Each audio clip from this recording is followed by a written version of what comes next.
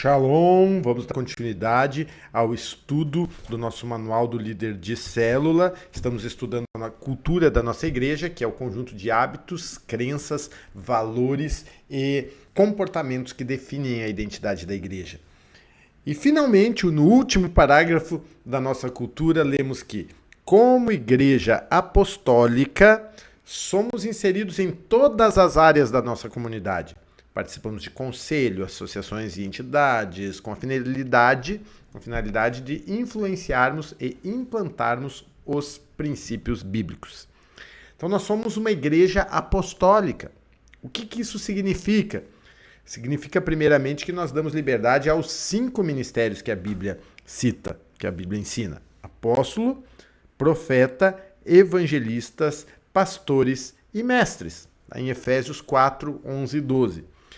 E que a nossa visão é apostólica, ou seja, seguimos o modelo bíblico de sermos uma igreja dirigida pela visão de alguém com um ministério apostólico, conforme Efésios 2:20, que diz que diz que a igreja deve estar fundamentada na doutrina de apóstolos e profetas. Então cumprimos isso, somos uma igreja apostólica. E em Lucas 6, 12 e 13, também em Marcos, Jesus chama os discípulos de apóstolos. E ele não inventou essa palavra, ele nem inventou o significado dessa palavra. Ele usou uma palavra que já existia e que tinha um significado em uso na época. E a teologia costuma simplificar a tradução do termo apóstolo do grego, dizendo que é enviado com uma missão ou mensageiro. Simplifica assim: o apóstolo é enviado com uma missão e mensageiro. Porém, essa definição rouba a profundidade do significado da palavra apóstolo. A origem dessa palavra ela está no ambiente militar, teve alguns usos, mas todos eles ligados à conquista territorial e cultural. Então, por exemplo, almirante de frota de navios. A frota era enviada ao mar com a missão de conquistar um novo território. O almirante era chamado apóstolo. Junto com a sua tripulação, eles então desembarcavam, estabeleciam uma nova comunidade e o objetivo deles era colonizar totalmente o novo território que havia sido conquistado ou descoberto, e colonizá-lo nos moldes da metrópole. Então poderíamos assim usar como exemplo, dizendo que Pedro Álvares Cabral, que descobriu o Brasil, foi um apóstolo, nesse sentido original da palavra. Também um embaixador, alguém enviado para representar o governo nos seus negócios, Então, é um apóstolo governamental, Representante pessoal, emissário, mensageiro, agente, diplomata, embaixador ou encarregado de negócios daquele governante que o enviou. Também um negociador de territórios. No período do Império Romano, os generais responsáveis por negociar a rendição dos territórios a serem conquistados para o Império eram apóstolos. Além disso, colonizadores. Alexandre o Grande costumava enviar um grupo de colonizadores gregos, famílias que iam para o novo território que havia sido conquistado para implantar ali a cultura, a religião e a língua grega. E esses colonizadores eram chamados apóstolos. Então, quem são os apóstolos? O apóstolo é um general que conquista territórios e influencia geografias. No sentido bíblico, apóstolo tem a visão de implantação do reino de Deus na terra, implantando seus princípios, sua cultura, suas leis, sua estrutura de governo em diferentes locais em diferentes territórios ou áreas de atuação da sociedade, ou seja, em diferentes territórios e geografias da sociedade. O apóstolo atua para conquistar territórios e geografias para o reino de Deus. O que são os territórios? São espaços como comunidades, cidades, nações. O que são geografias? São áreas da sociedade.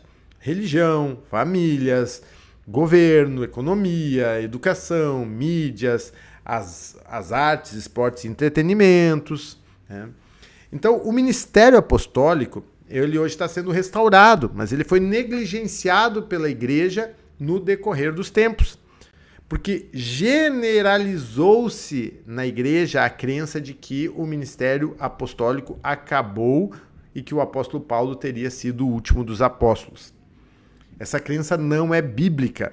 Ela surgiu no período da Reforma Protestante como uma reação ao catolicismo, porque a Igreja Católica tem o Papa, e o Papa é considerado ali o substituto do apóstolo Pedro no papado, né, no apostolado, e ele é conhecido como Santo Apóstolo de Cristo. Então, como uma forma de reagir à Igreja Católica, a Reforma trouxe essa ideia de que o ministério apostólico encerrou com o apóstolo Paulo e assim criou uma forma de anular a autoridade apostólica do Papa.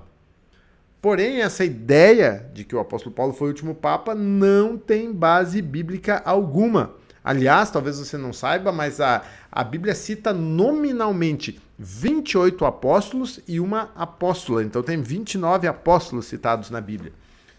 E hoje nós vivemos a restauração do ministério apostólico, porém ainda ele é compreendido quase que somente ainda no nível religioso, na esfera, na geografia religiosa, na hierarquia da igreja, como parte da hierarquia da igreja. Por isso, geralmente, os desconhecedores do assunto simplificam, né, o apóstolo como um pastor de pastores, um plantador de igrejas, um missionário que conquista uma etnia ou uma região para Jesus.